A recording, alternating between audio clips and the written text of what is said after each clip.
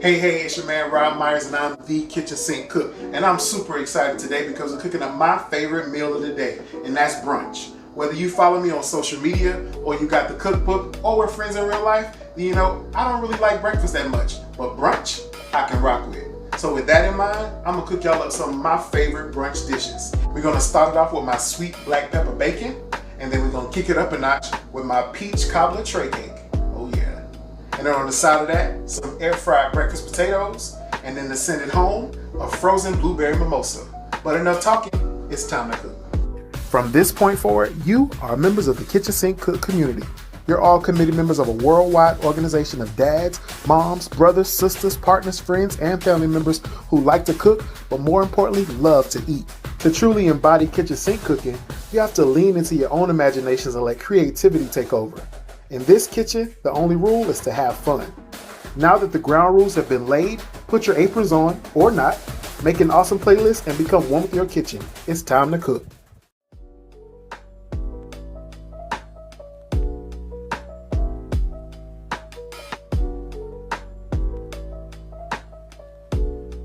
Alright, so first we're going to get started with our bacon.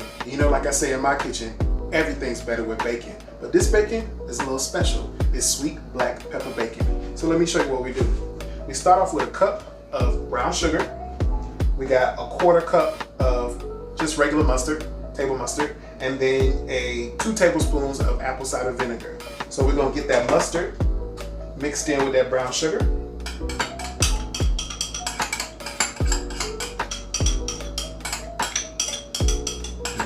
All your points. All my points. And then add that apple cider vinegar. And then mix that together until it forms a nice paste.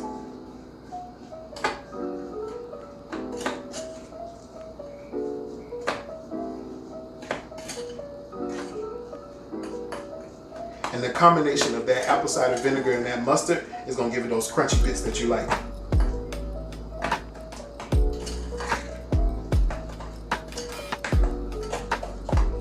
And the sweet from that brown sugar is going to complement that black pepper really, really well. So now that you got this paste formed, we'll just take it and we'll start brushing it on our bacon.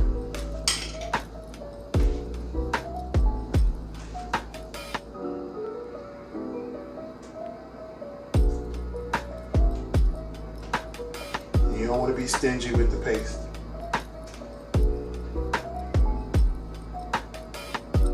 And you don't have to be too neat because you're going to do both sides. And I have lined my pan with parchment paper, and that makes it just easier for cleanup.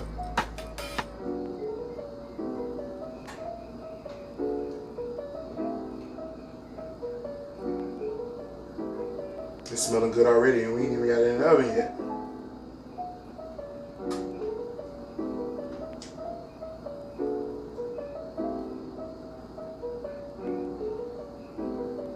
Now I like to use a thick cut baking soda, something that really can withstand that syrupy glaze that you're putting on the bacon.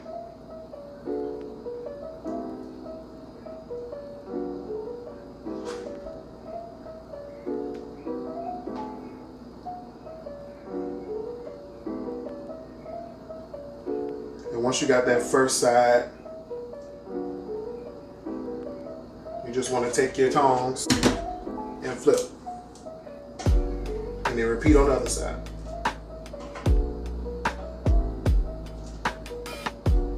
Now if you notice, we flipped it before we put pepper on it. I like to put pepper just on one side because you just want to lightly dust it with the pepper. You don't want it to overtake. And that's one of the good things about making it yourself, because if you make it yourself, you can have sweet black pepper bacon. If you notice in the stores, you can find black pepper bacon in the store, and you can find brown sugar bacon in the store, but not having black pepper and brown sugar all in one slice. And then if you notice, I also use a pepper shaker because it gives you a more even distribution of the pepper, and you can control how much you want. So you can make it as peppery or non-peppery as you like. And if you like another added kick, you can add pepper and paprika. And we're just going to give the pepper a shake. evenly across the bacon.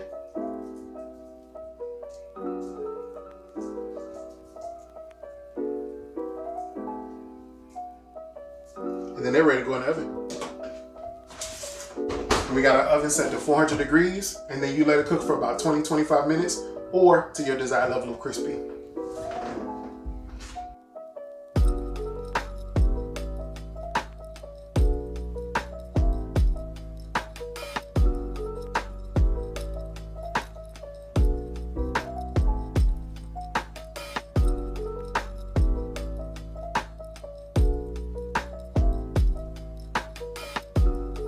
So for this edition of Ask Rob, we wanted to do something a little different. So instead of the regular questions we typically have about food, these are more about life, about love, about relationships.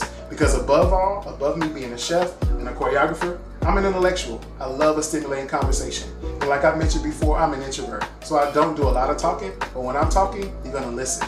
And we titled this episode Real Men Brunch, but real men communicate. Our first question is from Alvin. I've just started learning how to cook. What's something easy I can make for a date? One of the tricks of the trade that I'll say is work with peppers, onions, and garlic, because the aromatics is what sets the tone for a date or an event anyway. So when people walk in, they want to first smell what you've cooked. Before they see it, before they taste it, it's got to smell good. So if you're working with those aromatics, it makes anything taste good. Potatoes are usually pretty easy and they're pretty forgiving. Honestly, seafood, if you're into seafood, can be usually pretty easy. Shrimp is easy to go to. Chicken, if you're working with chicken, start with a breast cutlet, chopping it up, making it into small pieces, almost like chunks. And I would say maybe a rice dish. Those are things that are usually pretty forgiving and quick. You don't have to spend a long time in the kitchen.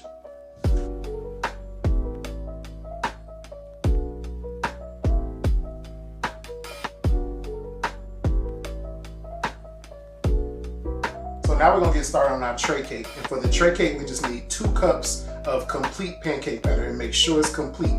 All you gotta do is add water. We're gonna take that batter and add a cup and a quarter cup of water. We're gonna just give that a stir. I'm using just a simple spatula. Once that batter is evenly incorporated, make sure you want to scrape all your sides. Remember, you need all your points.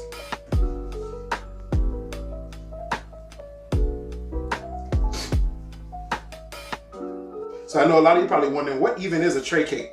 So the easiest way to explain a tray cake is it's just a simple, huge, oversized pancake. What I love about a tray cake is that you don't have to be over a stove cooking individual pancakes for a large party. So it's perfect for a brunch. You just put it in the oven, you bake it all at one time, 15 to 20 minutes, everybody's ready to eat. So now that our batter is evenly incorporated, we're just gonna cover that up with a towel. And we're gonna let that sit for about 10 minutes, and as it sits, it'll rise.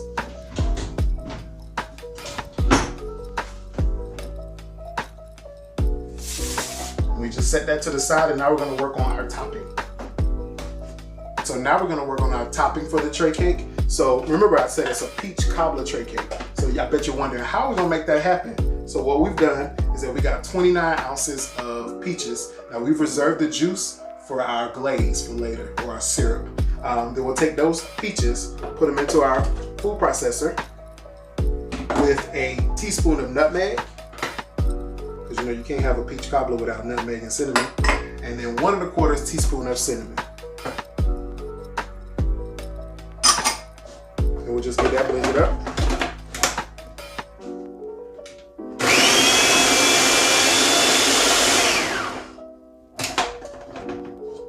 Just enough to break the peaches down a bit.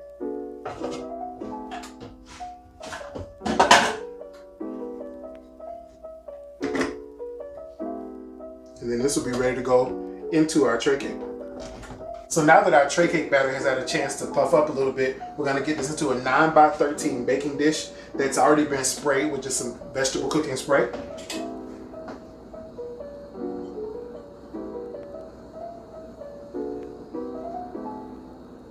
You just want to pour that and get that evenly across.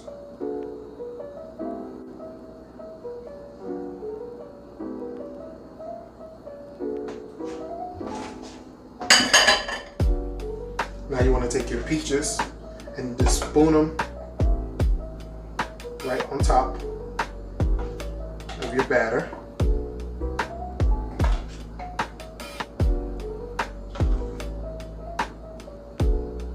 It doesn't matter where you put it. I'm going to show you why in a second. Just let it sit right across. What I love is the peaches are different sizes. So when you're eating it, sometimes you catch a little surprise. Now that you spooned your cobbler filling into the batter, you want to get a wooden skewer or a butter knife and just make long circular motions. Nice swirls to give it that marble effect. And don't worry about the design. It'll look different once it bakes and puffs up, but it's still gonna eat good, real good. So now that we got our batter marbleized, we're gonna put that in the oven, 425 for 12 minutes. And while that's baking, we're gonna work on our syrup. Look how pretty that tray cake is, y'all. Your guests will be saying, pancakes who? Tray cake me, please. And that peach cobbler filling just takes it over the edge. This one's from Krista. How do I get my man to talk to me? It's interesting when you say talk to you, does it have to be physical speaking? Like for me, when thinking about love languages, I'm acts of service. So I'm gonna show you my love by the acts of service I complete on a day-to-day basis. For me, that's the best way for me to communicate. I'm not a huge talker, but on the flip side, if you are looking for him to be more communicative verbally, find the things that interest him and that pique his interest, and he'll always have a conversation about those things.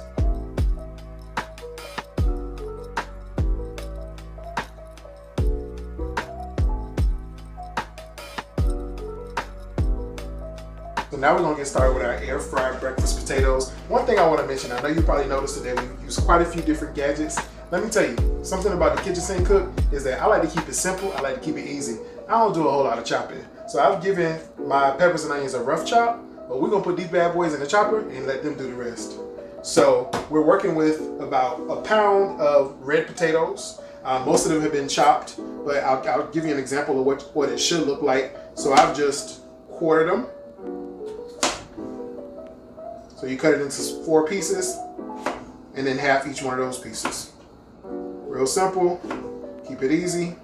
When you're talking about a novice in the kitchen who are just starting out, it's a quick and easy recipe to do.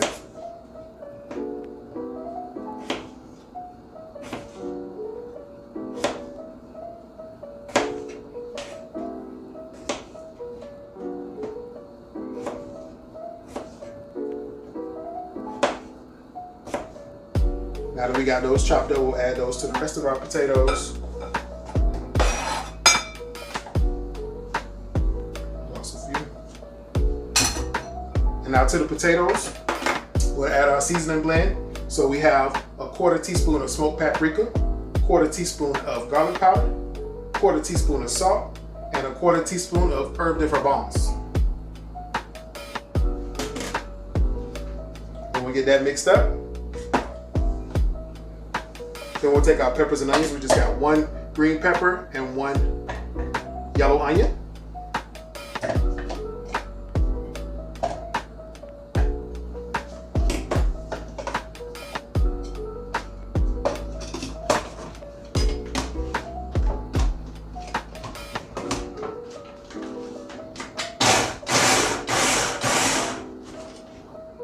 And just like that.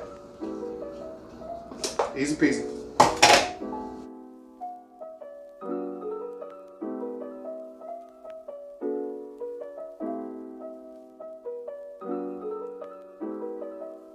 Before you add your potatoes, you want to spray your air fryer with some olive oil cooking spray so they don't stick, but they also crisp up nicely. Then you want to add your potatoes, give them a good shake, then set your air fryer at 400 degrees for about 20 minutes and let them do their thing. At the halfway point, we give them another shake and add our peppers and onions. Then you let them cook until they're crispy on the outside and soft on the inside, about 10 to 15 minutes more. Now you'll notice when I was putting the peppers and onions into the potatoes, we had some left over. I didn't want to overcrowd the potatoes, so I just put them in a Ziploc bag. You can keep those in the freezer up to a year. And you can put them in soups, you can put them in omelets, or really any dish that requires peppers and onions.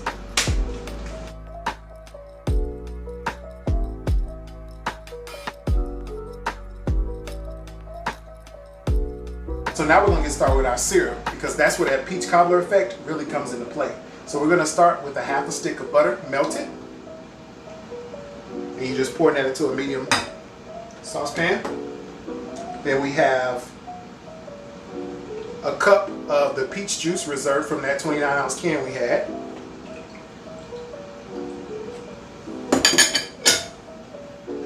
Two tablespoons of Irish cream liqueur.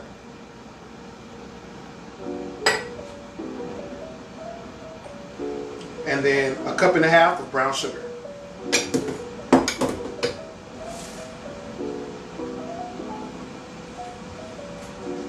Then we just stir that up. And we'll transport it to the stove and get that warmed up. Look how that syrup is bubbling as I stir it. You want to get it to a nice boil, but be careful not to burn it. That'll make it taste bitter.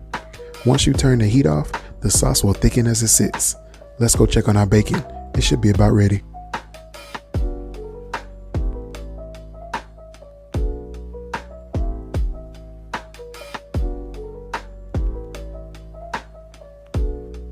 Guess what, y'all? Our bacon's ready. It's nice and crispy. That glaze is bubbling, and the smell of that smoky goodness between the brown sugar and that pepper is filling up this whole kitchen. Remember, you eat with your nose first, and the aromatics on this dish is crazy. Will wants to know, what are some myths and stereotypes you've heard about men in the kitchen? One of the biggest myths I've heard about men in the kitchen is that, first of all, that we don't know our way around the kitchen. And growing up, my dad was really adamant about me learning the kitchen for that very same reason. The other thing is that we're not all chefs and grill masters. So I think that it's hard. There's a mystique there where men who don't know how to cook are so scared to attempt to cook because they're never going to be as good as their wives or the women in their lives. Or they're never going to be grill masters, never going to be chefs. But all you got to do, you just got to lean into it and just figure it out. Fumble as you go. That's exactly what the best chefs have done.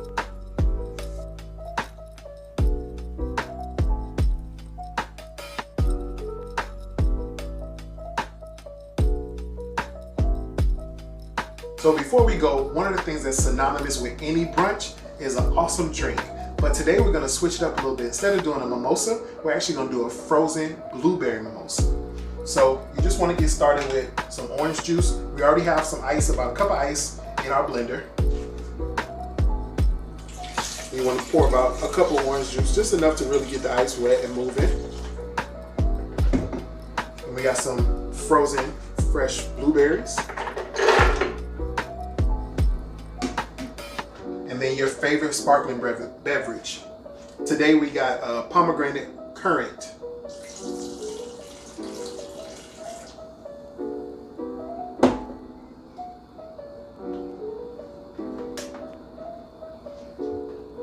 And we'll blend that up.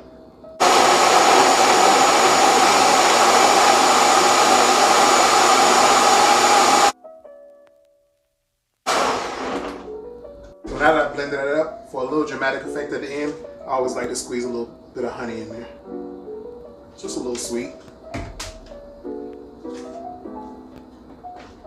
Let me post that right quick. And it's ready to serve.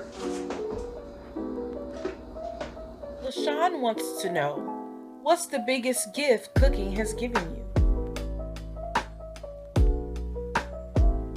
You know, that's an interesting question. Honestly, the biggest gift that cooking has given me is it's given me an outlet. I'm for the most part pretty introverted, and then I learned that I had a way about myself in the kitchen. There's a different level of confidence that I had in the kitchen, especially when I'm at large events or at family functions. In normal situations, it would be a situation where I would want to be off in the cut in the corner by myself and totally fine by myself. But the kitchen is kind of where I can settle, be amongst the community of the people, but still be kind of in my own little bubble and still contributing to the larger conversation. What's your favorite thing about being a man? And this one's from Claudia. You know, honestly, my favorite thing about being a man, and it might sound controversial, my favorite thing about being a man is not being a woman. I don't feel like I'm cut out for it. I don't feel like I could handle the pressure. I don't feel like I could handle childbirth. There are so many things that women do just existing that I just don't think I'm equipped for. With that in mind, I have a different level of respect for a woman. I hold women in very high regard because I don't think I could do what they do. Sierra's got a good one for you. I saw this episode advertised and it made me wonder, how do you define a real man? I define a real man by you defining what the real man means to you. For me, a real man means standing firm in your truth, walking your unique individual walk with no regards and no reservations or hesitations about what other people may perceive of you, how they may receive you. Just be you. And if you're authentically you, that's a real man to me. I'm so sorry you're not here to feast with me, but just know that this plate is Chef Rob approved. Only thing left to do is pour that syrup over this tray cake and dig in. Now it's just sinful at this point. Our last question is from Nick. My wife and I just moved to a new city. She's in a sorority, but I don't know anyone here. How do I make friends? Well, that's a good question. Honestly, I had a similar situation, and to be honest, it's hard. I still haven't quite figured it out yet myself. But what I will say is, first of all, keep up with the friends you already got. Like, there's nothing more valuable than a solid friendship. And I definitely can attest to that. Whether it be via Zoom, whether y'all making phone calls, whether you're having boys trips, just a chance to be able to connect, whatever you need to do to keep that level of comfort, that level of camaraderie, that level of brotherhood, do that while you find that in your new space. And honestly, understand that you might not find that in your new space. Men, for the most part, we're very territorial. So it's hard for someone new to kind of impede on our space. And we always think there's some level of competition there. But if you do find some friends along the way, it's great. One other thing I do is, if your wife is a part of a sorority, she's probably got sorority sisters who've got husbands. That's an easy way to make a connection because you're always going to be involved in some kind of event. They spend a lot of time together. So it just makes sense. Well, folks, thank y'all for hanging out with me today. I don't know what y'all about to do, but I'm about to eat.